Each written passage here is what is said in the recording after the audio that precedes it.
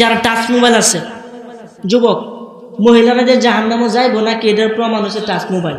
কথা কোন ঠিক কিনা? যারা যুবক আছো তোমরা তো ইশারা ইঙ্গিতে বুঝবা এমন কোনো আল্লাহর বান্দা নাই যে মোবাইলের মধ্যে একটা খারাপ কোনো কিছু দেখে নাই।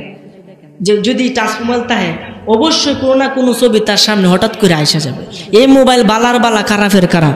হুজুর আপনি অতটা জানুন কেমন? আরে জানি, আশেপাশে বন্ধু বান্ধব কি নাই? কোনটা কই আছে তো, আছে তো। আপনি যতই আপনি কাজ করবেন মোবাইলটা লয়ে প্রথম সেটিং এর মধ্যে গিয়ে ওয়াজ ডাউনলোড দেওয়া শুরু করবেন। এই বক্তার নাম লিখে সার্চ দিবেন, ওই বক্তার নাম লিখে সার্চ দিবেন। ফেসবুকের মধ্যে গেলেই আপনি বক্তার নামে সার্চ দিবেন, দেখবেন একটার পর একটা ওয়াজই আইতাছে, আর অন্য কোনো ভিডিও কখনোই আসবে না। এই কারণে আপনি যদি যেটার ইচ্ছা করেন এটাই আসবে।